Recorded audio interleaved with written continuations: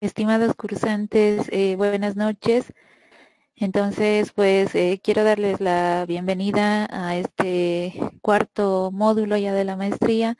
El tiempo está pasando pues rápidamente y cada vez pues ya nos acercamos más eh, a la culminación de este año, ¿verdad? Pero bueno, para nosotros pues es un gusto iniciar un nuevo módulo. Eh, este módulo está dedicado a lo que va a ser la revisión pues de los trastornos neurológicos y para ello contamos con la presencia de nuestro querido docente que es el doctor Mauricio Vallivian. Él es médico neurólogo. Él nos va a contar también algo de su experiencia como médico especialista en el área. Nos va a dar una vista general pues del módulo como tal y qué es lo que vamos a desarrollar en el mismo. Entonces, por favor, quiero darle la bienvenida, doctor, agradecerle por cooperarnos pues en la formación de nuestros maestrantes y ellos están también a la expectativa y a la espera del desarrollo de de este nuevo módulo. Entonces, muchas gracias, doctor Vallivian. Le voy a ceder el paso en audio para que usted pueda iniciar su sesión, su clase y agradecidos desde el posgrado y también a nombre de los alumnos. Adelante, doctor. Gracias, muy buenas noches. Agradezco pues a la confianza aquí de la licenciada para poder, digamos, complementar todo lo que he visto que han estado llevando hasta este momento. Dentro de lo que se refiere a la neurología y los trastornos neurológicos, pues es un campo bastante amplio, ¿ya? Pero yo creo que podemos orientar lo que se refiere a este módulo hacia aquello que más se ve dentro de la consulta externa y dentro de los hospitales, que obviamente ustedes trabajan ahí o tienen algún tipo de actividad relacionada con eso, ¿no? Entonces, la primera parte, esta primera semana que vamos a ver con ustedes, está referido hacia el examen neurológico. ¿Con qué fin?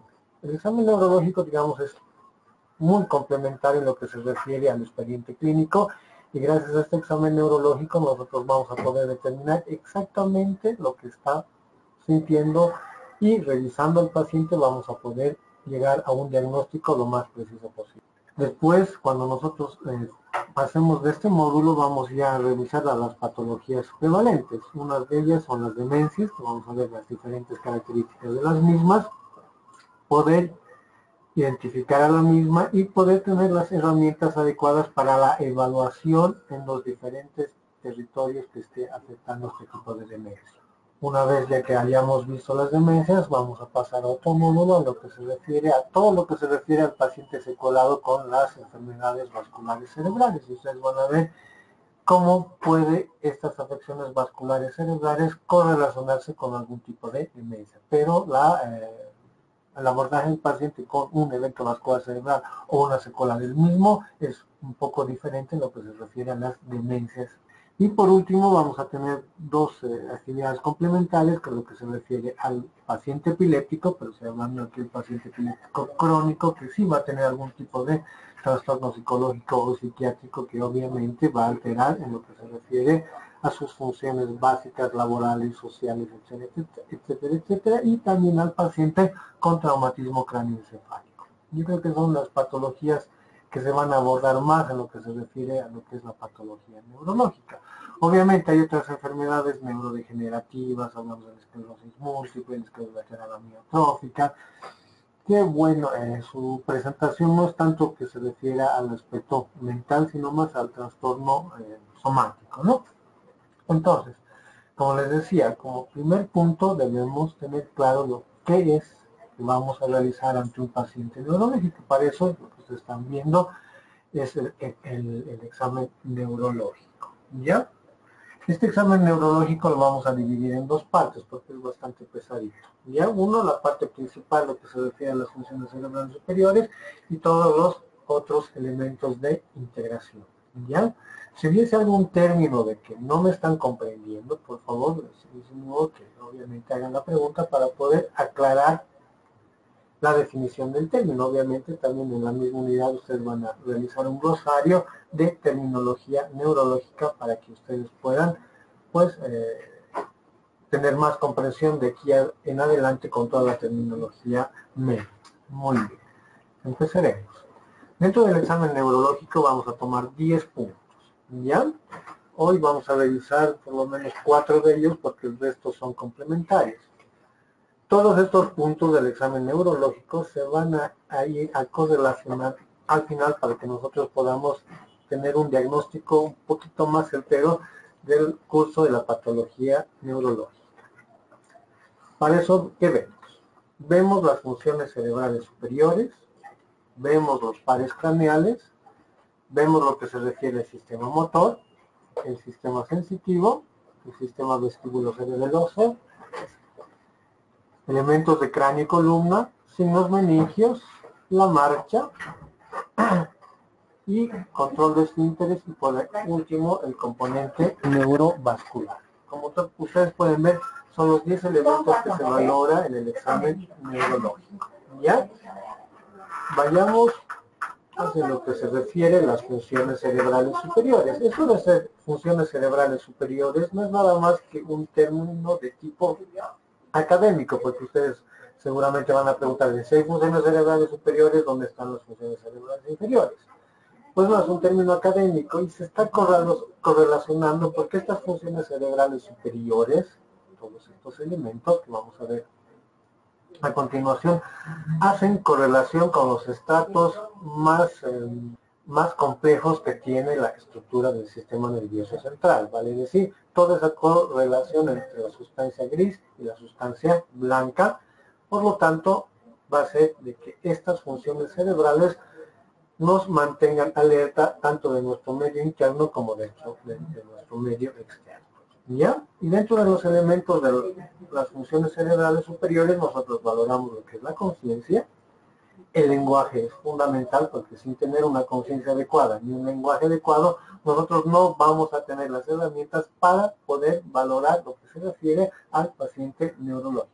Independientemente de que este curse sea una patología neurológica o nada más sea una valoración de un paciente que esté cursando otro tipo de enfermedad, ya sea terminal o de otro tipo de patología.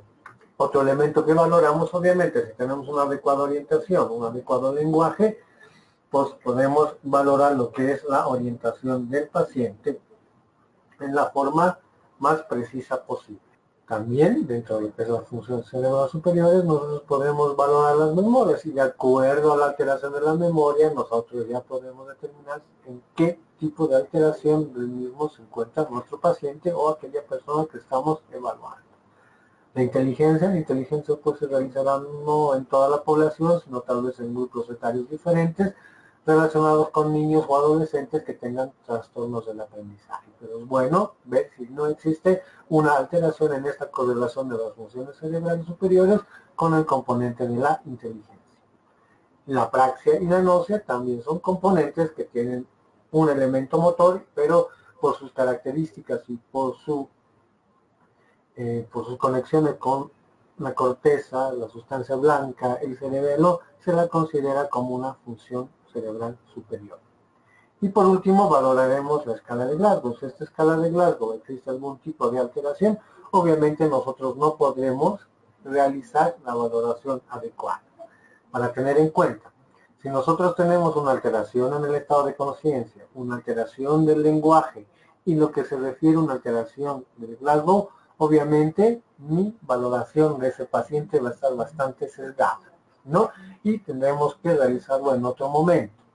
Obviamente, estoy hablando de realizar en otro momento si esta valoración está sesgada por un componente agudo, vale decir, por una enfermedad, una comorbilidad o un paciente que ha ingerido cierto tipo de sustancias, alcohol, ha sufrido un traumatismo craneoencefálico, donde su sensorio está alterado y obviamente yo no pueda valorar. Para valorar los elementos de las funciones cerebrales superiores y ustedes tengan una respuesta óptima en las herramientas que ustedes vayan a utilizar dependiendo de la patología que nosotros vamos a valorar, el estado de conciencia, del lenguaje y del Glasgow, pues obviamente tienes que estar muy bien interrelacionados. Para que nosotros valoremos el estado de conciencia, obviamente, como estamos ahora, vigiles, escuchando, prestando atención, viendo lo que está viendo en la presentación, tiene que haber dos elementos que tienen que estar íntegros. Y para que nuestro estado de conciencia esté íntegro, valoramos lo que es la corteza cerebral, o sea, todo lo que es la sustancia gris. Y una estructura fundamental que se encuentra en la profundidad del cerebro es lo que se refiere al tallo cerebral. Hagan de cuenta que la corteza es como si fuera el foco y el tallo cerebral como si fuera el interruptor del mismo. ¿Ya? Por lo tanto, para que nosotros nos encontremos en un estado de vigilia óptimo, con un estado de conciencia óptimo como estamos ahora, estos dos elementos, el tallo cerebral y la corteza cerebral, tienen que estar íntegros. Pero como ustedes pueden ver, no están separados, están correlacionados por diferentes tipos de conexiones. ¿Ya?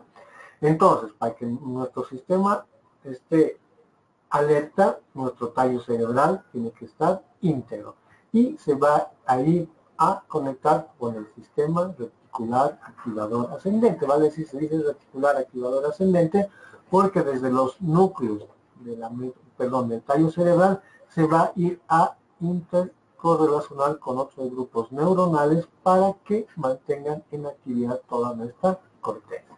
¿Ya? Entonces, para que nuestro sistema reticular activador esté íntegro, obviamente también tiene que haber una retroalimentación. Hablamos de que esté íntegro en que no exista ninguna alteración estructural o alteración funcional. ¿Ya? Entonces, dependiendo de la alteración de nuestro sistema reticular activador ascendente con sus vías de asociación, sí podemos tener algún tipo de alteración en lo que se refiere al estado de conciencia sobre todo. ¿Ya? Entonces, dos componentes fundamentales, el tallo cerebral, el sistema reticular activador ascendente y la corteza. Si esto está íntegro, nosotros vamos a poder valorar en lo que se refiere todos los otros elementos a lo que se refiere las funciones cerebrales superiores. Una vez que nosotros detectamos que existe alguna alteración en lo que se refiere a las funciones cerebrales superiores, en lo que es el estado de conciencia, nosotros tendremos que determinar qué grado de alteración del estado de conciencia tenemos. Entonces, si nosotros vamos a entrevistar a una persona, como les digo, independientemente si o no cursa una patología neurológica, obviamente nos interesa saber cómo se encuentra nuestro estado de conciencia. ¿Cómo estamos ahora? Bueno, yo al lado del monitor y al lado de ustedes de sus monitores de sus celulares, entonces no podemos, digamos, interaccionar en lo que se refiere como persona a persona. Pero una vez que nosotros valoramos a este paciente, si su estado de conciencia es óptimo, si su estado de vigilia es óptimo, obviamente voy a poder valorar todos los otros elementos que son importantes. Pero, si yo detecto que existe alguna alteración en el estado de conciencia, deberé identificar por qué se debe al mismo. La primera alteración, en lo que se refiere al estado de conciencia, es si yo encuentro un paciente somnoliento.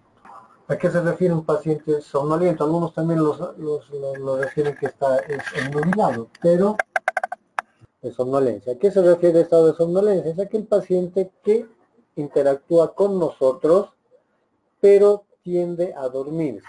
Vale decir, nosotros hablamos con él, nos contesta, nos responde, hace todo lo que nosotros le pidamos, pero dejamos de hablarle y el paciente se duerme. Ese es el estado de somnolencia. Los estados de somnolencia pueden deberse generalmente a enfermedades o comorbilidades que estén alterando lo que se refiere más a la corteza cerebral, no tanto al sistema reticular activador ascendente ni a nivel de tallo cerebral, sino más que todo a la corteza cerebral. Puede estar influenciado por el uso de alcohol, por el uso de drogas o por cuadros infecciosos, pero que nos hacen un deterioro global, sin que exista ninguna otra repercusión. Con esto, cuando nosotros valoramos un paciente con un estado alterado de la conciencia que se refiere al estado de la somnolencia, obviamente ya podemos tener un sesgo en las herramientas que nosotros vayamos a utilizar para ya orientarnos hacia un elemento específico. Si vemos que este paciente tiene mayor alteración del estado de conciencia, pues se refiere a esos estados de estupor. ¿A qué se refiere los estados de estupor? Obviamente es una alteración de la conciencia donde el paciente ya necesita un estímulo mucho más fuerte para poder interrelacionarse con su interlocutor. Vale decir, por estudios nociceptivos, por estímulos nociceptivos. ¿A qué se refiere estímulos nociceptivos? A dolor, ¿ya? Entonces el paciente solo va a responder con nosotros con estímulos dolorosos. Y obviamente ahí ustedes pueden ver que poder entrevistar a un paciente en estado estuporoso ya es un sesgo muy, muy grande donde nosotros, tanto nosotros, la parte médica como ustedes, en la parte psicológica, no van a poder realizar una valoración adecuada. Cuando hablamos de un componente estuporoso, ahí tenemos que pensar en los tres elementos. Podrá ser una alteración en lo que se refiere al sistema reticular activador ascendente, que esté afectando en mayor proporción la corteza cerebral y también ya se está afectando lo que es el tallo cerebral. Entonces, vemos que a mayor alteración de conciencia, obviamente estructuras mucho más profundas están siendo alteradas. Y para complementar, si este paciente tiene un mayor componente del estado de conciencia, ya habla del estado vegetativo persistente, donde nosotros, sobre todo ustedes, ya no van a poder realizar ningún tipo de valoración. ¿Por qué? Porque este paciente ya no se conecta con su medio ambiente. El estado vegetativo persistente, porque se caracteriza, es un paciente que mantiene los ciclos de sueño y vigilia, pero no realiza ninguna interacción con su medio externo ni con los interlocutores. Esto se debe a lesiones extensas en la corteza cerebral o donde exista un daño localizado a nivel de el tallo cerebral. El estado de trabadura también son elementos ya muchos más profundos donde sí el paciente puede tener cierto grado de comunicación, especialmente en lo que se refiere a los movimientos oculares, ¿no? También le llaman el estado de cautiverio porque el paciente puede mover los ojos de arriba hacia abajo y obviamente con los medios modernos y adecuados de la computadora se pueden adaptar teclados donde el paciente con la mirada pueda conectarse fácilmente. Esto generalmente se produce en lesiones que están afectando al sistema reticular activador ascendente y un poco a lo que se refiere al tallo cerebral. Pero como les digo, ustedes muchas veces necesitan realizar valoraciones no solo del lenguaje, también de la comprensión, de la escritura, de la lectura, de ejecuciones visoespaciales, de coordinación, etcétera, etcétera. Entonces aquí ya van a tener un gran sesgo y va a limitar a sus pacientes. Y por último, el estado de coma, ya es un estado mucho más profundo donde el paciente no tiene ninguna interrelación con su medio externo y su medio interno. Obviamente este paciente en casos mucho más profundos pues va a necesitar de algún tipo de elemento mecánico para mantener la respiración o algún tipo de terapéutica para mantener una adecuada presión, una frecuencia cardíaca adecuada y un latido cardíaco adecuado. ¿Ya? Entonces, como habíamos dicho, para nosotros valorar un paciente, independientemente si este sea o no con patología neurológica, tiene que estar obviamente, como se dice, en los 5 sentidos, donde está relacionando con su medio externo y con su medio interno para que nosotros podamos tener algún tipo de información. El estado de somnolencia, donde el interlocutor habla en voz alta al paciente, el paciente sí va a responder, va a despertarse, nos va a colaborar, pero como les digo ya tiene algún tipo de sesgo cuando ya queremos cosas mucho más finas y de mayor concentración. El estado de estupor, donde ya el estímulo nociceptivo es importante para poder realizar la valoración del paciente, pero aquí nosotros ya vamos a valorar cuán afectado está la corteza, el sistema reticular activador ascendente o lo que se refiere al tallo cerebral. El estado vegetativo persistente, donde existe una gran lesión, como ven el paciente tiene los ojos abiertos, pero mantiene los sueños ciclo y vigilia y nada más, no habla, no se comunica, puede comer con los interlocutores. Y por último, el estado de coma, como me he dicho, pacientes que no están relacionados en ninguna forma con su medio externo e interno, necesitan de elementos mecánicos para mantener una respiración y de sustancias para mantener una adecuada presión, un flujo sanguíneo, una saturación adecuada de oxígeno. Y obviamente estos pacientes que ya están en coma pueden pasar ya a lo que se refiere a la muerte encefálica, donde ya no existiría ningún tipo de actividad eléctrica y obviamente ya son pacientes donadores de órganos. Volvemos a recapitular. Cuando existe un estado de somnolencia, la alteración puede verse no a una enfermedad neurológica, sino a otro tipo de componente, vale decir, una diabetes descompensada, una hipertensión arterial, un proceso infeccioso. El estado de estupor ya nos dice que el elemento ya está afectando estructuras encefálicas de mayor importancia. Puede deberse aquí a infartos cerebrales, a traumatismos craneoencefálicos, a posibles tumores, etcétera, etcétera. El estado vegetativo persistente ya es una gran lesión que se produce a nivel de la corteza cerebral y parte del sistema reticular activador ascendente. Es secundario generalmente a traumatismos craneoencefálicos severos o a enfermedades vasculares, a infartos cerebrales extensos. Y obviamente ya en el estado de coma o estado vegetativo persistente, donde se ha producido un gran daño a nivel de lo que se refiere al tallo cerebral y una destrucción masiva de la sustancia gris.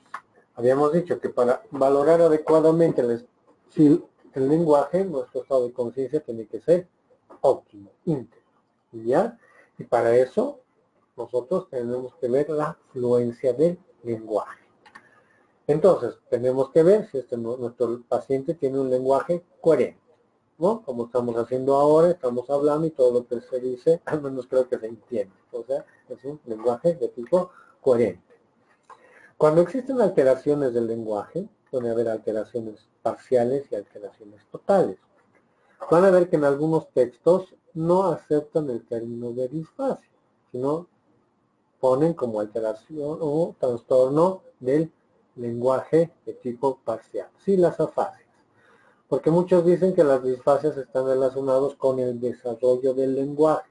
Vale decir que es una alteración desde el nacimiento, no es una alteración adquirida. ¿Ya? Pero vamos a mantener un poquito este término de disfasia para hacer la disquisición. ¿Ya? ¿Por qué? Porque nosotros al entrevistar al paciente, si nosotros no detectamos que este paciente tiene una alteración del lenguaje, podemos confundir con algún tipo de patología psiquiátrica o con algún tipo de simulación del paciente. Obviamente, los trastornos del lenguaje pueden presentarse en forma aislada o ser complemento de alguna otra patología neurológica. ¿Ya? ¿Por qué se caracteriza la disfasia? Es un trastorno parcial del lenguaje donde va a haber una alteración en qué? Tanto en sus elementos de decodificación como en sus elementos de expresión. Para eso se llama la disfasia o alteración parcial del lenguaje, la disfasia motora. ¿Qué pasa con esto? Es un paciente que les escucha muy bien, no hay problema con lo que se refiere a su audición, decodifica todas las palabras que estamos hablando, las comprende y cuando tiene que emitir un juicio, ahí es donde se produce la alteración. ¿Ya? Condición sine qua non. Para que nosotros hablemos de trastornos del lenguaje, todo el aparato fonador debe estar íntegro. ¿A qué me refiero? Si ese paciente tiene un traumatismo facial severo que ha producido una fractura en la mandíbula o tiene una subluxación de la articulación temporomaxilar o unas lesiones muy severas donde la capacidad para mover la mandíbula esté alterado, no nos valora adecuadamente como un cuadro de disfasia. Vuelvo a repetir, todo el aparato fonador debe estar íntegro, íntegro. ¿Ya? Entonces, vuelvo a repetir, es un paciente que les escucha, decodifica toda esa información que escucha, la comprende y cuando nosotros le pedimos que imita un juicio, una palabra, lo hace en forma inadecuada. ¿Ya? Ustedes van a escuchar hablar al paciente y habla en forma inadecuada. ¿Ya? No quiero que confundan ese trastorno del lenguaje de la disfasia con las disartrias. Las disartrias son los pacientes generalmente los que han ingerido bebidas alcohólicas, o los borrachitos que hablan en forma atropellada, en forma inadecuada, y obviamente el problema no está en su decodificación ni en su pronunciación, sino está en la coordinación de la palabra. ¿Ya? Entonces, cuando un paciente tiene una disfasia motora, el pronóstico funcional es bueno. ¿En qué sentido? El paciente va a poder obedecer órdenes y va a participar en su recuperación en forma adecuada. ¿Ya? La disfasia sensitiva, ¿ya? O alteración del lenguaje de tipo sensitivo. Esto es un poquito más complejo. ¿En qué sentido? La disfasia sensitiva se está produciendo una alteración en la decodificación de la palabra. Vale decir, el paciente no se escucha y nos entiende parcialmente. Y lo poco que nos entiende es decodificado a nivel de estructuras cerebrales superiores de la corteza, a nivel de componente temporal, y como nos entiende parcialmente, nos va a responder también en forma parcial. Pero ¿cuál es la diferencia entre lo que es motor y lo que es sensitivo? Es que van a ver, cuando el paciente habla con un componente motor, no se le entiende muy bien la pronunciación de la palabra. En cambio, si es un componente sensitivo, van a escuchar que la pronunciación de la palabra es adecuada, pero muchas veces está hablando de otras cosas que no le estamos preguntando. ¿Ya? Y obviamente los trastornos de disfasia de tipo mixto tienen tanto un componente motor o un componente sensitivo. ¿Para qué me sirve esto? Vamos a aclarar en un momento. Y por último, las afasias, que son alteración total del lenguaje. La motora. Es un paciente que no les habla para nada, pero si ustedes le piden que se levante, que se vista, que camine, que haga algún tipo de acción, lo va a realizar. ¿Ya? Sin ningún problema. Pero no va a poder comunicarse con nosotros. Y si es una fase sensitiva de peor pronóstico funcional para el paciente y sobre todo para la familia, es que el paciente no nos entiende absolutamente nada y va a ser pues, diametralmente lo opuesto de que nosotros realicemos. ¿Para qué me sirve esto? Esto me sirve, uno, con factores pronósticos. Vuelvo a decir, si el componente es más de tipo motor, no importa si es disfasia o afasia, el pronóstico funcional va a ser bueno. ¿En qué me refiero al pronóstico funcional bueno del paciente? Que va a poder realizar todas sus actividades como las realizaba anteriormente con algún tipo de limitación, pero por su lenguaje de expresión. Pero si son de componentes sensitivos, ahí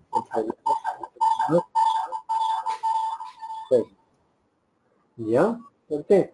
Porque el paciente no va a estar muy comprometido con su rehabilitación. ¿Por qué? Porque el paciente no nos va a entender las órdenes que nosotros necesitamos que realice el paciente ni la información que nosotros ¿Esto qué produce? ¿Esto qué me orienta? Me orienta a dónde se está localizando la lesión. Si el componente es motor, la lesión es más a nivel frontal y parte temporal. Y si el componente es sensitivo, la lesión es más de tipo temporal. Estoy hablando de los lóbulos cerebrales. Entonces, mientras más frontal sea el problemita, mejor pronóstico. Mientras más temporal sea el pronóstico, la lesión en lo que se refiere al pronóstico funcional es peor. ¿Ya?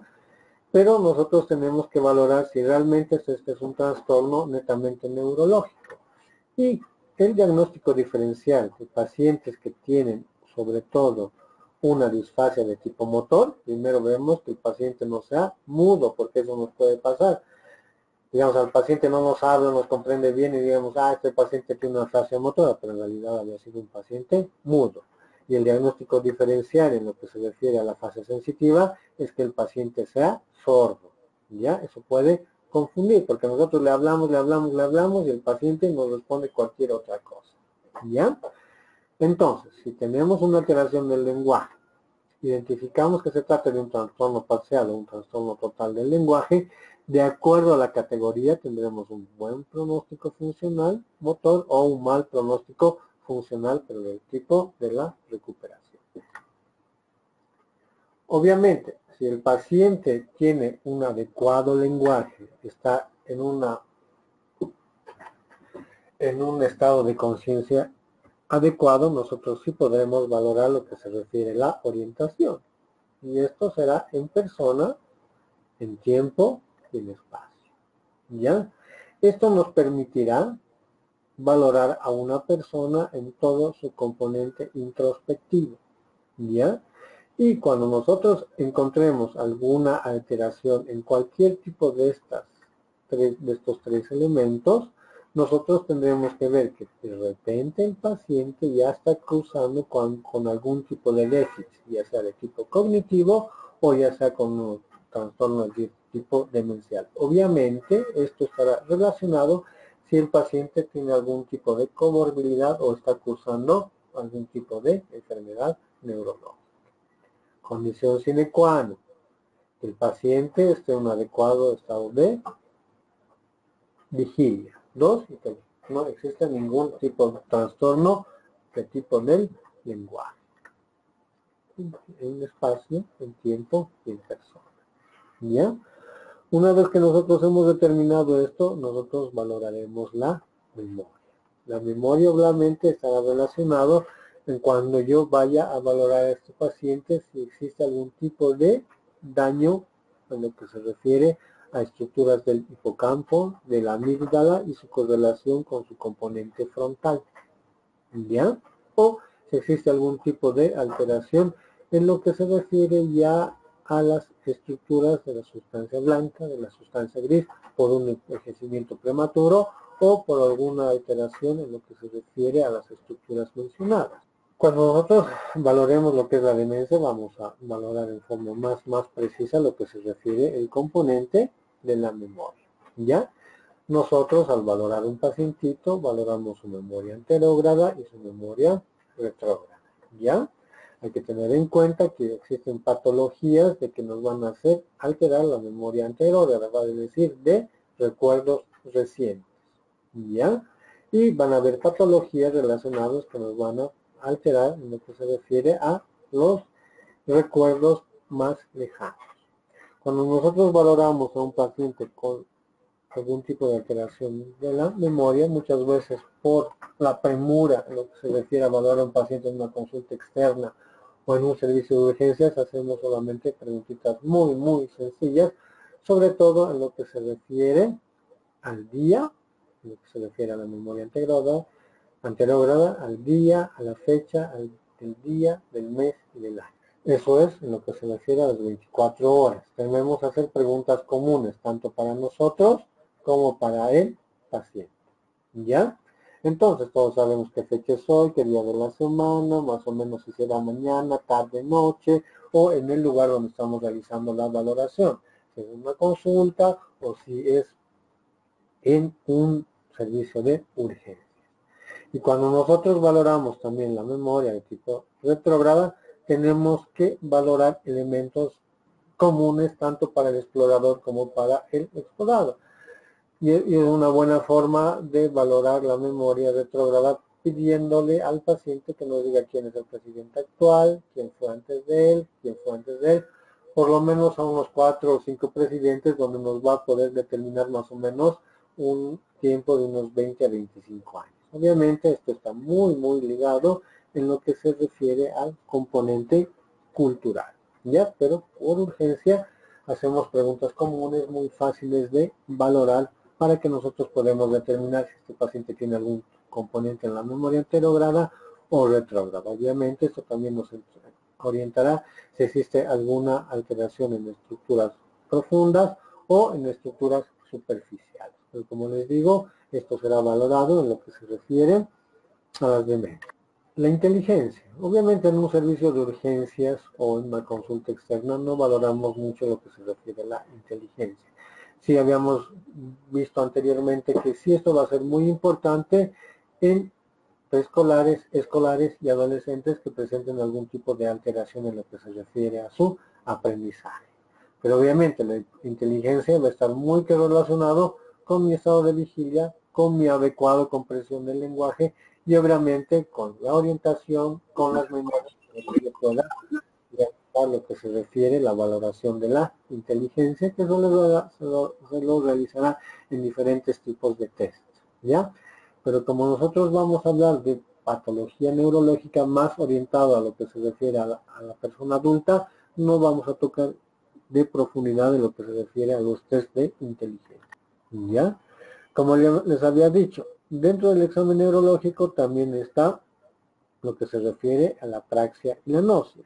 Esto está correlacionado con estratos que van a involucrar el cerebelo, el tallo, la sustancia blanca y la sustancia gris, porque se van a correlacionar, ¿ya? ¿Y qué es la apraxia? La apraxia es la capacidad de ejecutar movimientos aprendidos ante algún tipo de respuesta o estímulo, ¿ya?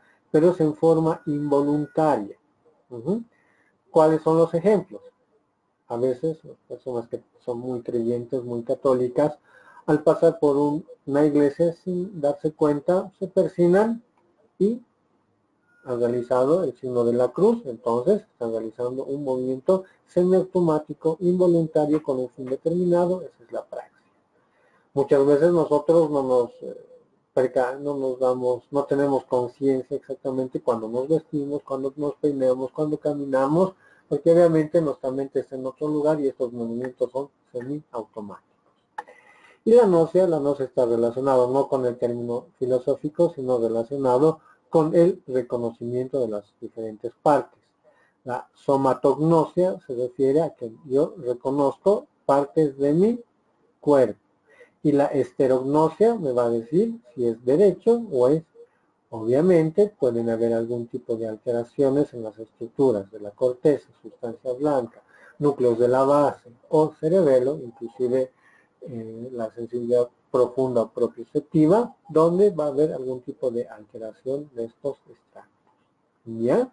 Y también algún componente de alteración visoespacial con traumatismos craneoencefálicos, epilepsias mal controladas o algunos trastornos demenciales nos van a hacer alterar lo que es la apraxia y la náusea, ¿ya? ¿Y cómo nosotros valoramos en forma muy rapidita la apraxia y la náusea? Muy fácilmente. Solo dándole una orden clara y concisa al paciente sin repetir la orden. Y es muy sencillo. Ustedes le dicen al paciente, con su mano derecha, tóquese la oreja izquierda. Y al hacer todo ese componente, primero tiene que identificar cuál es su mano. Después tiene que identificar cuál es la derecha. Tiene que darse cuenta si su mano está arriba, está abajo o en alguna posición determinada. Y de ahí tiene que cruzar la línea media, irse hacia el otro lado y tocarse la oreja contralateral. Como les digo, es una sola orden que se da al paciente. Aquí van a tener un poquito de susceptibilidad en lo que se refiere si es varón o es mujer. No en detrimento de ninguno de los dos. Y ustedes han debido ver de que cuando hablan, especialmente con el sexo femenino, si se les dicen derecha o izquierda, tienen cierto tipo de confusión, pero no es una confusión por algún tipo de alteración. Esto se refiere a que el cerebro de la mujer está mucho más conectado con su entorno externo e interno. Y son varias las áreas que están, digamos, activas en el cerebro de la mujer. Y es por eso que, pues, puede tener algún tipo de confusión en lo que se refiere a derecha e izquierda. En cambio, el varón parte nomás de cierta parte de su cerebro, es el que se conecta para realizar este tipo de movimiento. Entonces, cuando hay alteraciones de la praxis y de la náusea, pueden haber alteraciones en lo que se refiere a la idea. O sea, el paciente sí comprende lo que le estamos pidiendo, pero ha olvidado cómo se ejecuta el movimiento. Y cuando ya no puede realizar ningún tipo de movimiento y no decodifica lo que se refiere a la orden, ya existe una alteración ideomotora, donde el paciente no hay correlación en lo que nosotros pedimos, decodificar la orden, realizar el movimiento, etcétera, etcétera. Como les decía, esto está relacionado en lo que se refiere al componente de las funciones cerebrales superiores, donde puede haber algún tipo de alteración en lo que se refiere a la corteza y sus vías de. Y por último, la famosa escala de Glasgow, ¿ya? La escala de Glasgow está correlacionado en lo que se refiere a las alteraciones del estado de conciencia, ¿ya? Esta escala de Glasgow fue diseñada para valorar el factor pronóstico en los traumatismos cráneoencefálicos. ¿Ya? Será de buen, mal o pésimo pronóstico. ¿Ya? Pero esto se pudo correlacionar ya hacia otras patologías en lo que se refería sobre todo a la evolución del paciente. La escala de Glasgow, un poco borrosa, tiene 3 elementos. Valora la apertura palpebral, valora la respuesta verbal y valora la respuesta palpebral o de apertura de ojo o de párpados tiene 4 puntos, la de lenguaje 5 y la motora 6. 4, 5 y 6, dando un total de 15 máximo y dando un total mínimo de 3. ¿Ya? Si nosotros valoramos un paciente que tiene un Glasgow de 15 hasta 13, sí se lo puede valorar en un servicio de primer nivel. Si este paciente tiene un Glasgow entre 12 y 9, ya debe ser referido a un centro de segundo nivel. Y si el Glasgow es menor o igual a 8, este paciente debe ser inmediatamente referido a un centro de tercer nivel. Y esto generalmente está relacionado con eventos vasculares cerebrales de tipo hemorrágico sobre todo, o traumatismos craneoencefálicos severos, ¿no? Pero como les digo, se ha podido aplicar en pacientes que tengan algún otro tipo de alteración neurológica, ya sea infecciones, tumores, enfermedades neurodegenerativas que estén alterando lo que se refiere sus funciones cerebrales superiores. Bien, entonces esto es netamente académico de todos los elementos que valora la escala de Glasgow. Ya que yo creo que en la consulta ustedes no van a poder, no es que no van a poder, sino va a ser muy difícil que nosotros pidamos valoración a un paciente que tenga una alteración del estado de conciencia cuyo Glasgow esté menor de 12. Entonces, valorando las funciones cerebrales superiores, lo que es el estado de conciencia, el lenguaje, la orientación, la memoria, la inteligencia, la praxis, la nósea, y por último la escala de Glasgow nos permite valorar la integridad de lo que es la corteza cerebral, el sistema reticular activador ascendente, el tallo cerebral, los núcleos de la base, el cerebelo y parte del sistema propioceptivo. ¿Ya? Entonces, si nosotros tenemos alteración en lo que se refiere a las funciones cerebrales superiores, ya nosotros tendremos que determinar qué se va a tratar, si se está alterando la corteza o las otras estructuras. Y como les digo, para nosotros, tanto para ustedes como para neurología, es importante valorar si este paciente va a tener un deterioro cognitivo, va a tener una demencia, dependiendo del tipo de alteración, o va a tener a futuro trastornos psicológicos, psiquiatras o algún otro tipo de déficit en lo que se refiere al lenguaje, a sus actividades ejecutivas, etcétera, etcétera, etcétera. Entonces, para eso nos permite valorar las funciones cerebrales. Dentro de otro elemento que valora el examen neurológico son los pares craneales. Ya eso lo vamos a hacer en forma sucinta porque más esto es de tipo de especialidad, ¿ya? Pero al menos nos puede orientar y un poquito comprender todos los elementos y las estructuras que nosotros valoramos en los pares. Obviamente, si existe alguna alteración en algún par craneal, por su preponderancia, por su característica del par craneal, puede traer algún tipo de alteración psicológica o psiquiátrica, pero sobre todo en lo que se refiere al aspecto de minusvalía que puede tener el paciente ante alguna alteración de un par craneal. Estos son los 12 pares craneales con sus emergencias en las diferentes estructuras, pero obviamente no vamos a ir a profundidad para no es la idea de esta charla, sino los conocimientos generales. ¿Ya? Como ustedes pueden ver, los 12 pares craneales nacen en diferentes núcleos y tienen sus componentes, si es de tipo sensorial, si es de tipo motor, si tiene un componente parasimpático o un componente mixto. ¿Ya? Eso lo vamos a ver a profundidad, los mismos, ¿no? Y para que se acuerden un esquema muy práctico que me parece a mí para valorar los pares craneales, valoramos el primer par craneal, que es el par olfatorio, que es un par netamente sensitivo que se encarga de la olfacción. ¿Cuál es lo importante de este par craneal, sobre todo su interpretación que tiene el paciente. Esto en relación a los nervios sensitivos. Puede tratarse de unas ilusiones sensitivas o unas alucinaciones sensitivas. Entonces nosotros tenemos que hacer esa disquisición. Para que tengamos una ilusión sensitiva o una alucinación sensitiva, es que existe una alteración en este par. Pequeños detalles que nos den los pacientes pueden ser pues patologías neurológicas muy severas. ¿Cuál es la importancia del primer par craneal, aparte de la olfacción? Si este paciente tiene una alucinación olfativa, generalmente son alucinaciones olfativas que todo huele mal. No es porque sea desconfiado, sino que ante cualquier estímulo siempre siente mal olor. Si el paciente en una de sus entrevistas a ustedes le dice, pero yo siento mal olor todo el tiempo, y realmente se ha descartado el componente otorrinolaringológico, hay que suponer que de repente este paciente está causando con un tumor cerebral y la sensación de mal olor si se deba a una lesión estructural. O, así como les digo, como para ellos es normal sentir estos malos olores, no se estén dando cuenta que este paciente está cursando con una epilepsia de tipo sensitivo, de semiología simple, y obviamente son las crisis que presentan estos pacientes, ¿no?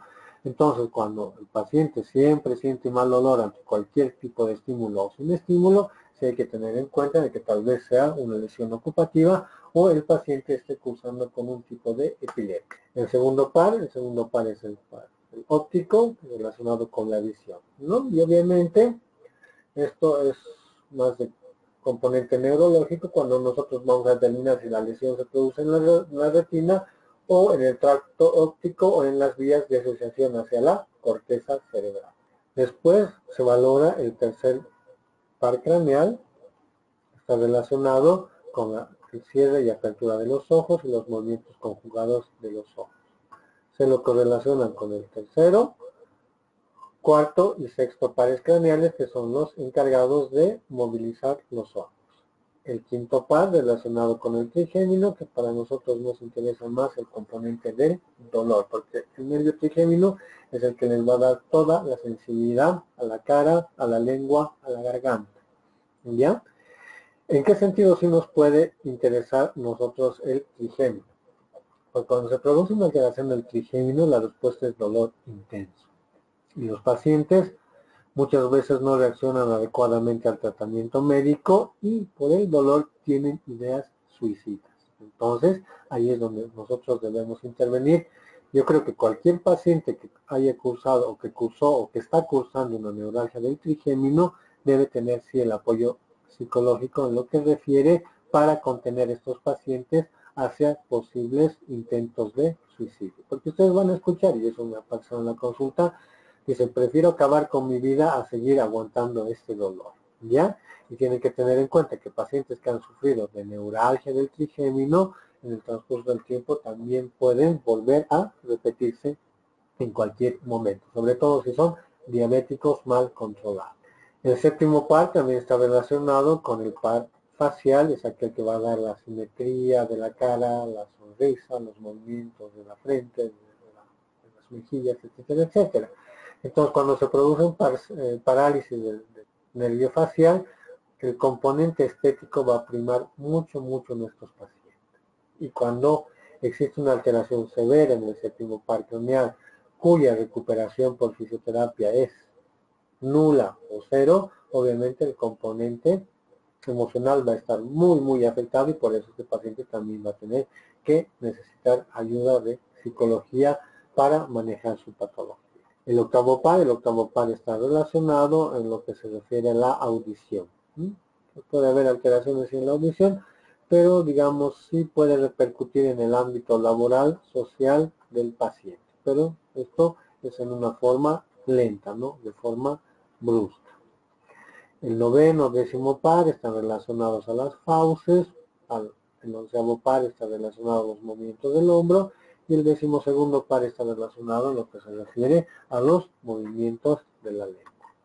Lo que les había dicho, nosotros tenemos que valorar en lo que se refiere a los pacientes con trastornos del primer par craneal son las alucinaciones, lo que se refiere a las cacosmias. Y generalmente se utilizan sustancias suaves como el café, no ninguna otra sustancia, y hacemos oler por cada fosa del paciente y que no se identifique el estímulo. Es decir, si el paciente huele un mal olor, que se refiere a cacosmias, es una ilusión y una alucinación olfativa que puede ser representación de un tumor a nivel de la proyección del nervio de estructuras profundas o un tumor que se esté localizando a nivel de la base del el nervio óptico relacionado con la visión. Obviamente nosotros valoramos esos elementos, pero de forma paulatina y rutinaria para el examen neurológico, ¿no? Son los elementos que se valoran: el fondo de ojo, la agudeza visual con las cartillas de Snell, la discriminación de los colores, el rojo y el verde con lo que se refiere. Y es importantito este dato, porque a veces eso nosotros pasamos por alto. Cuando nosotros le presentamos algún objeto al paciente, sobre todo tiene que ser un rojo intenso, hay que hacerle mirar este color rojo con cada ojo, ¿ya? ¿Por qué? Porque es importante, les digo, porque a veces cuando hacemos mirar el rojo con un color y dice, sí, veo rojo, rojo, y cuando hacemos examinar con el otro ojo y dice, no, no es tan rojo, me parece algo de color vino o un poco diferente, puede ser ya signos de una enfermedad neurodegenerativa, como es del tipo de la esclerosis, y la campimetría obviamente se realiza para valorar si no existiera algún tumor en la vía óptica o alguna alteración en la vía óptica, ¿ya? El tercer, cuarto y sexto pares que habíamos hablado, pues obviamente van a valorarse si existe alguna alteración, sobre todo en el aspecto de la simetría en lo que se refiere a la apertura o cierre de los ojos, ¿no? Esto es importante, se producen generalmente las afectaciones del tercer, cuarto y sexto pares craneales en pacientes diabéticos, ¿ya? Pero no hay que descartar que tal vez estos pacientes, cuando tengan un párpado caído, un ojo desviado y que vean doble, que son las diplopias, podemos estar frente a sangrados o tumores a nivel central, vale decir, a nivel frontotemporal, ¿ya? Cuando existen pares aisladitos como de un sexto par o la mirada patética, generalmente son lesiones aisladas que están relacionadas a pacientes diabéticos o algunos pacientes que tienen algún tipo de deficiencia. Pero si es un tercer par, vale decir un párpado caído, un ojo desviado hacia afuera y hacia abajo, que tenga una visión doble, sí puede ser la presencia de algún tipo de alteración mucho más, como les había dicho. El trigémino, aparte de su componente sensitivo, tiene su componente muscular, va a controlar a los movimientos de la masticación, que no es de tanta importancia. Lo que sí es de mucha importancia es lo que se refiere a la sistematización de las tres ramas de la sensibilidad. La primera rama, que es la rama oftálmica, como ustedes pueden ver, que va desde el dorso de la nariz, parte del párpado inferior y toda la frente. La segunda rama, la maxilar, que está relacionada únicamente con parte de la nariz y todo lo que es el componente maxilar. Y por último, el componente mandibular, que va hasta la oreja y parte de la parte temporal. Como les decía, al valorar a estos pacientes, cuando ustedes estimulan las emergencias del trigémino, vale decir, a mitad del arco ciliar, a nivel del malar o de la mandíbula, van a producir el dolor reflejo intenso. Como les decía, estos pacientes deben ser medicados adecuadamente y con controles muy periódicos, porque cuando se producen las neuralgias del trigémino son muy incapacitantes, muy intensas, y como les digo, si no responde a la medicación, a la cirugía, el paciente realmente tiene ideas de suicidio. Por eso todo paciente con una neuralgia del trigémino tiene que ser adecuadamente controlado, tanto desde el aspecto neurológico también como del aspecto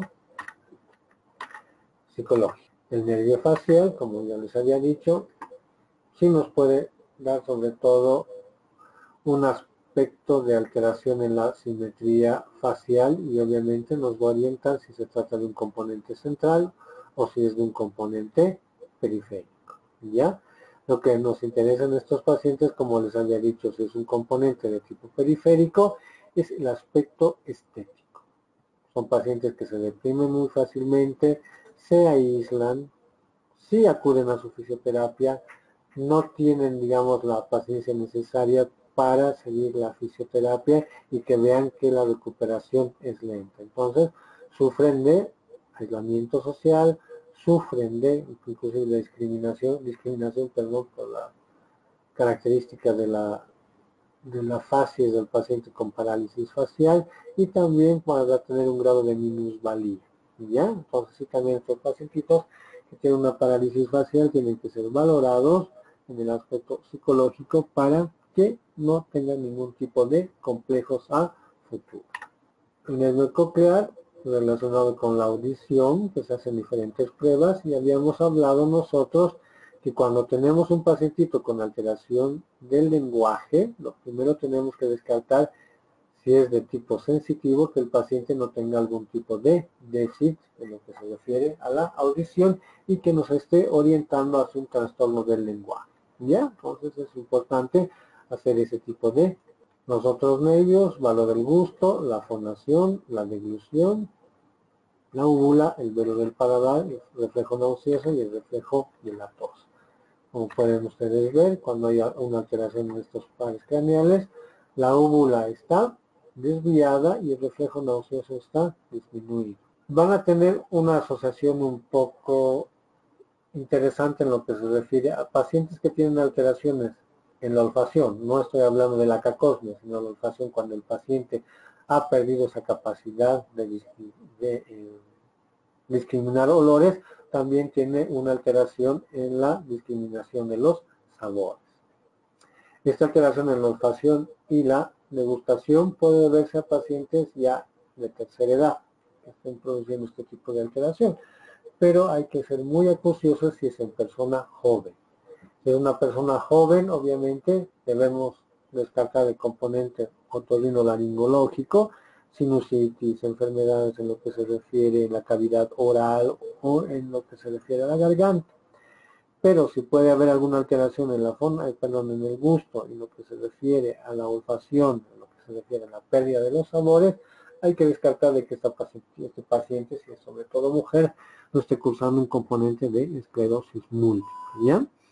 Como les digo, a veces la valoración en un consultorio o en un servicio de urgencias se van no obviando, sino se va haciendo un examen mucho más reducido y se pueden pasar pequeños detalles que son trastornos de grandes enfermedades, ¿no? Entonces puede ser un personal que no esté adecuadamente capacitado, que no sea de la especialidad de neurología, dice, esta pacientita está simulando, entonces se los voy a mandar a psicología o a psiquiatría. Y ustedes al realizar el interrogatorio adecuado y con estas bases del examen neurológico detectan de que existe algún tipo de alteración en este aspecto, hasta que digan que es una paciente que es simuladora, obviamente tienen que realizarse muchos estudios primero para determinar de que no se trata de una esclerosis múltiple que se esté manifestando con signos aparentemente de somatismo. Lo que se refiere al nervio espinal es aquel que nos va a permitir pues levantar los hombros y girar la cabeza. No tiene gran repercusión a menos de que se haya producido una lesión traumática por un evento deportivo, ¿no? Pero no tiene mucha repercusión en lo que se refiere, a menos que el paciente sí requiera pues levantar los hombros o movilizar cosas por su trabajo. Pero digamos con la fisioterapia se maneja muy bien. Y por último, lo que nosotros valoramos al hipogloso mayor, que es la lengua generalmente, ver si es central, la fuerza en el carrillo o si existe alguna asimetría de la lengua. Si existe alguna asimetría de la lengua, lo que se refiere a estas características de la musculatura es que se está produciendo una lesión en el mismo lado del nervio, o si la lengua parece que tuviese un montón de gusanos y se mueve solita, estamos hablando de una esclerosis lateral amiotrófica. Muchas veces, con solo valorar la lengua, si existe algún tipo de atrofia o movimientos como de gusanos, estamos ante grandes enfermedades neurológicas.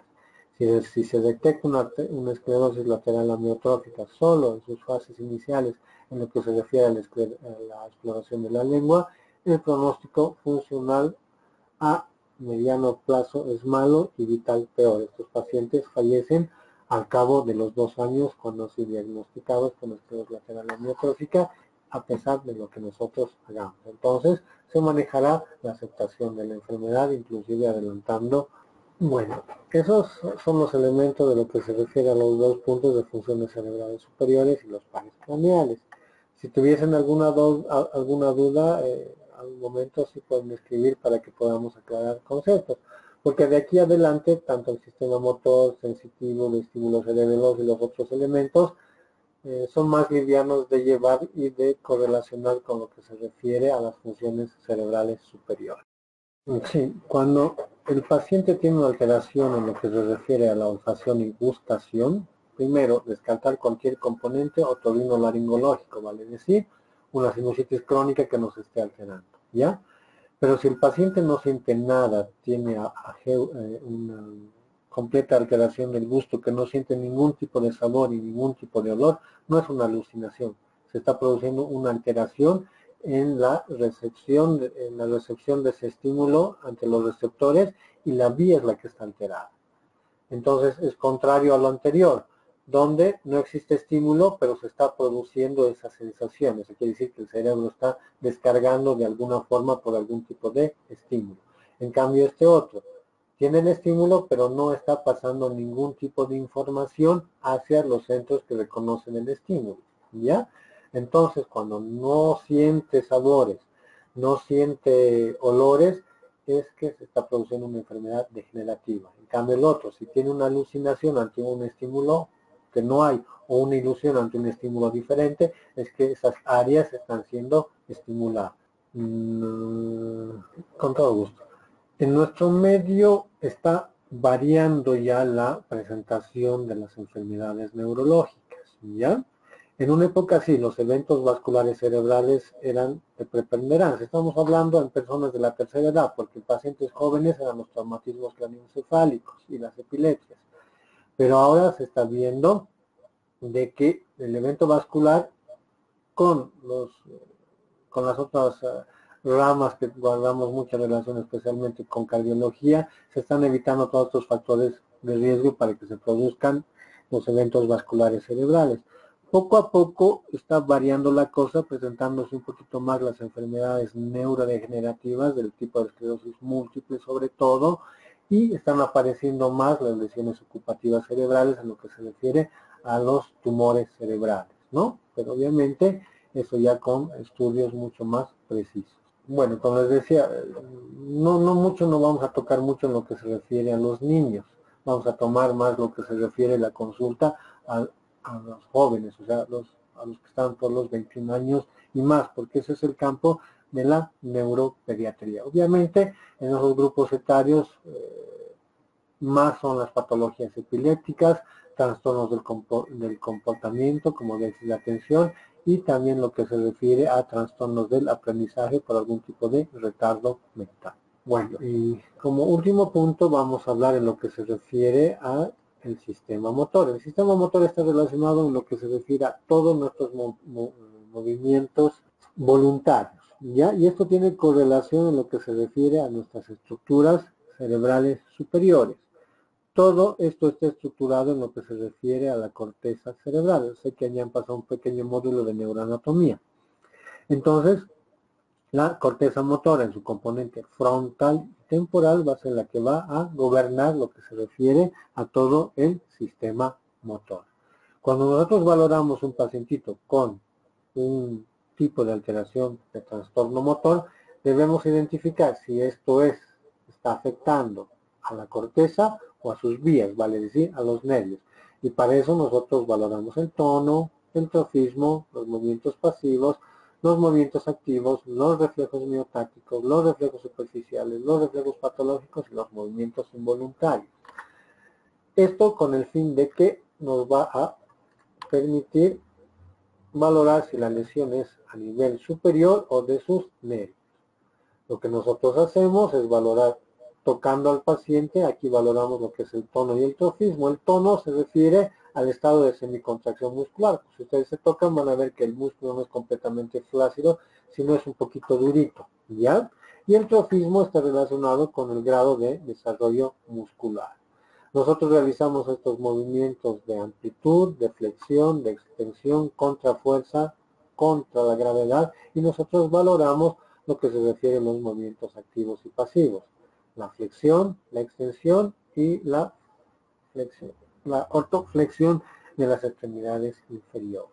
También valoramos lo que se refiere a los reflejos miotáticos. Los reflejos miotáticos están relacionados que nosotros vamos a producir un estímulo generalmente en tendones, y por un mecanismo cerrado de que se refiere el acto reflejo, esto va a producir una respuesta. Generalmente cuando nosotros estimulamos a un tendón o a un músculo con un pequeño percutor del martillito, vamos a producir movimientos de flexión involuntaria, movimientos de extensión involuntaria, movimientos de extensión en la rodilla o movimientos de flexión a nivel de los pies. ¿Con qué fin hacemos nosotros esos? Para ver la integridad de todo el sistema córtico espinal, vale decir, que está relacionado con nuestros movimientos voluntarios. También nosotros valoramos los reflejos cutáneos, pero están más relacionados hacia la especialidad. La presencia de reflejos patológicos están relacionados con el reflejo, han de escuchar el reflejo de Babinski, los sucedáneos de Babinski o el reflejo de Hoffman. Esto está relacionado a que existe una alteración en el sistema motor. Hay que tener en cuenta que pacientes que ya cursan más allá de los 65 años, generalmente ya tienen liberación de este tipo de reflejos. No necesariamente son patológicos, pero son liberaciones de los reflejos porque se está produciendo una alteración a nivel frontal.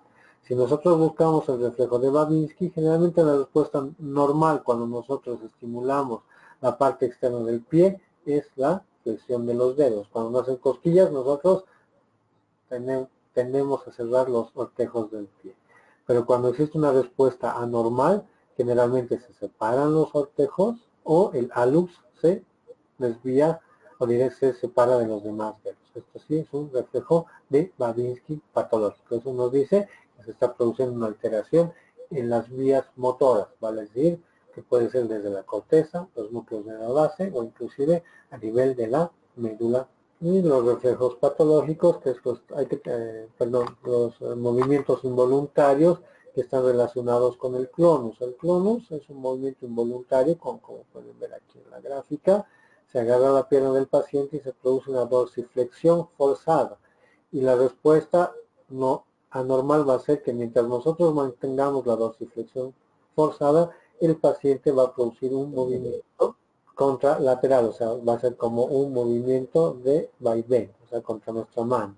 Si nosotros retiramos este componente forzado, el paciente no va a producir ningún tipo de movimiento. ¿Qué es lo importante de esto? De reconocer los clonos o las cincinesias que se llaman. Muchas veces cuando un paciente ha sufrido un traumatismo raquimedular, una lesión de médula o la lesión, el infarto cerebral es muy severa, la hemorragia o el tumor cerebral, al nosotros producir estas maniobras frente al familiar o al mismo paciente, al ver que produce movimiento, el paciente dice, no, yo ya voy a poder caminar, ya voy a poder moverme, o los mismos familiares dicen, no, miren, ya está moviendo el paciente, ya va a poder caminar. No, estos reflejos son los reflejos arcaicos de protección que tiene nuestro organismo y que son de muy mal pronóstico. Si nosotros tenemos clones, reflejos patológicos muy acentuados, quiere decir que la recuperación motora va a ser muy pobre o casi nula. Entonces, aparte del control de lo que se refiere a los factores que desencadenaron esta enfermedad de la fisioterapia, es importante el apoyo de psicología para que el paciente pueda comprender de que este tipo de lesión se comporta así y que muy posiblemente no pueda recuperar a futuro la movilización y tenga que requerir de terceras personas para sus actividades diarias. Van a ver ustedes en los servicios de internación de las unidades de neurología, los pacientes que han cursado un evento vascular cerebral de tipo isquémico, de tipo hemorrágico, o tumores cerebrales, o que han sido sometidos a la extirpación de estos tumores y quedan con algún tipo de déficit de estas estructuras del lado derecho, del lado izquierdo, no pueden caminar, no pueden levantar algo, tienen una alteración del lenguaje, van a ver ustedes que los pacientes varones son los que peor afrontan este tipo de discapacidad, obviamente porque en las épocas que nosotros vamos a ver, estos pacientes de la tercera edad están acostumbrados a ser los proveedores y generalmente no superan adecuadamente este tipo de trastornos. Son los pacientes varones que tienen muy poca recuperación en la función del habla, en la función motora y obviamente para superar este tipo de alteración. Y generalmente se dejan prácticamente morir con todas las complicaciones. En cambio, van a ver ustedes, pacientes mujeres que sufren cualquier tipo de esta alteración, son las que recuperan más, aunque tengan un déficit muy severo de que no puedan movilizarse en el futuro, las pacientes mujeres pues recuperan mucho mejor, y eso habíamos visto anteriormente porque el cerebro de la mujer tiene muchas áreas que están prendidas a la vez, y obviamente sus conexiones entre el hemisferio derecho y el hemisferio izquierdo son mucho más complejas y más estructuradas que el varón. Es por eso que van a ver que pacientes completamente dependientes de la mujer, cuando fallece la mujer, ellos no duran más de 2 a 5 años. No hablo de la generalidad, pero es un dato que uno ve. Pero en cambio una mujer que ha perdido al marido va a ver que puede vivir 20 o 15 años sin el marido sin ningún problema. Es lo mismo que pasa con estos pacientes que sufren algún tipo de lesión neurológica, donde no pueden mover un lado, o lado derecho, lado izquierdo, no pueden caminar.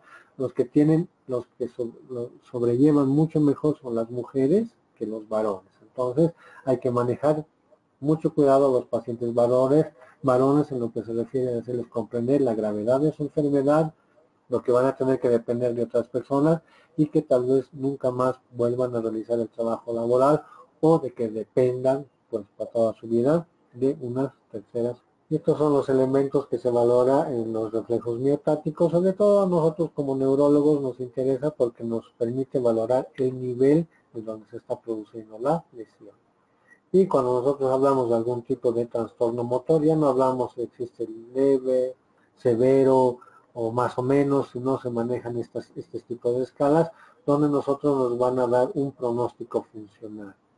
Mientras más pronto la escala vaya hacia la normalidad de 1.5, la recuperación va a ser adecuada.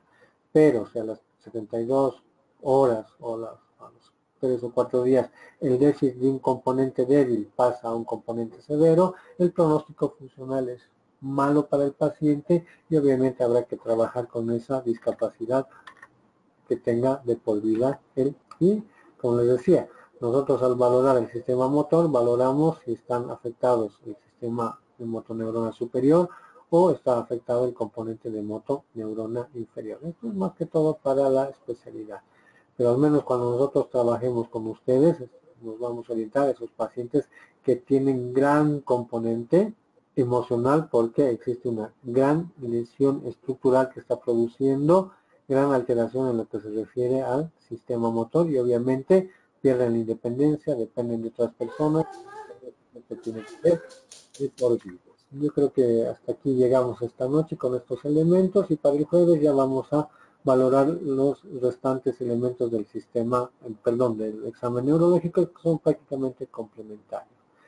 Estas dos clasecitas son pesadas en este aspecto de que se habla de mucha terminología médica, de mucho signo neurológico, de mucho elemento de exploración, pero al menos no quiero que lo sepan a dedillo, pero al menos cuando ya su especialista con el que ustedes trabajen, obviamente les va a hablar de cierta terminología y ustedes comprendan de lo que le está hablando el especialista. Y por último, antes que se me escapen, lo que quiero que hagan es el foro, esto en debate sobre lo que han visto hasta ahora sobre la terminología que han escuchado. Quiero que discutan un poco sobre estos elementos o sea, en realidad es un glosario de lo que estamos viendo y ahí nosotros vamos a ir complementando todos los elementos en este glosario médico mediante el foro. Ahí también yo les voy a despejar todas esas dudas de la terminología que hemos avanzado hasta el momento. Muy bien, por el momento sí, eso sería todo y nos veríamos el siguiente jueves complementando este elemento y discutiendo de algún tipo de alteración. Muchas gracias.